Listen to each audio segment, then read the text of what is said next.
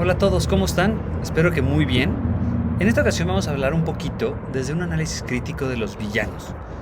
¿Quiénes son los villanos en general, ¿no? Dentro de nuestra historia de superhéroes, ya hemos hablado muchísimo de los superhéroes, vamos a empezar a hablar de este otro personaje, sin adentrarnos a ninguno en específico, pero ¿quiénes son? ¿Para qué están?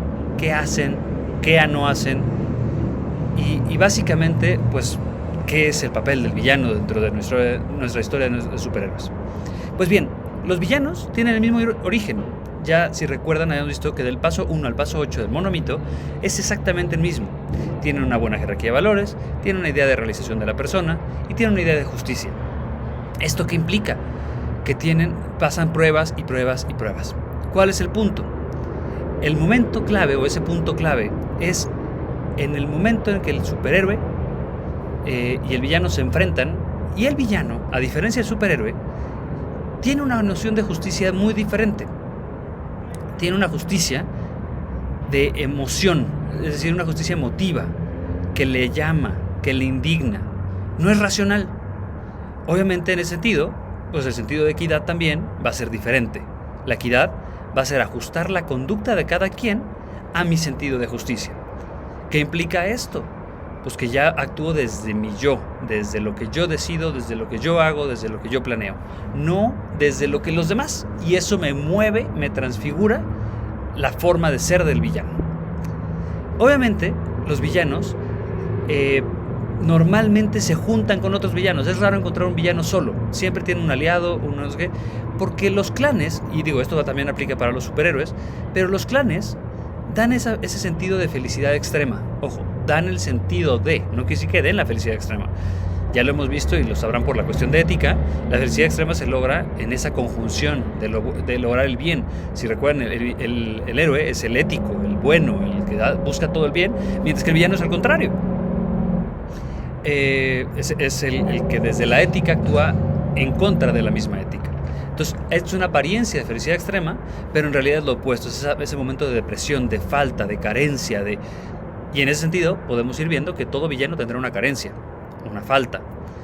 Y por eso buscan pertenecer a clanes, porque pertenecer implica no irme a los extremos, porque no me permiten irme al extremo, porque el más bajo es el que va a jalar a los demás hacia abajo y el más alto lo va a jalar hacia arriba. Entonces nunca vamos a llegar a esos extremos, gracias a los clanes.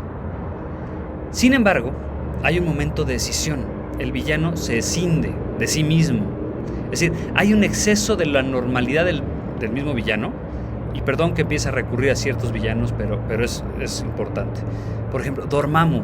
Dormammu es tanto lo mismo, que ya se pierde a sí mismo.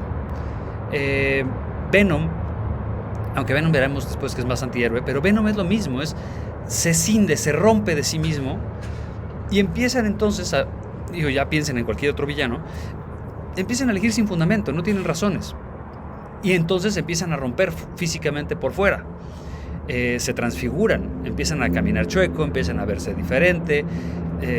Por ejemplo, en Lagarto, en Electro, se cambian físicamente también. Y entonces, cuando empiezan a racionalizar, dejan de ser porque empieza un choque, ese choque entre la razón y la emoción. Mientras que el héroe es muy racional porque tiene que ser ético, el villano es muy emocional. Recuerden que en la vida cotidiana, pues esto no se puede dar tan grave, tan radical. Por eso estamos en el juego entre los dos. Por eso los héroes y los villanos son siempre arquetipos de lo pésimo y de lo mejor. El ser humano nunca está en esos extremos.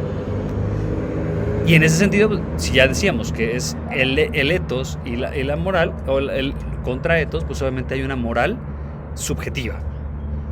Para él, lo que el villano está bien es lo que le parece a él bien, y lo que está mal es lo que a él le parece mal.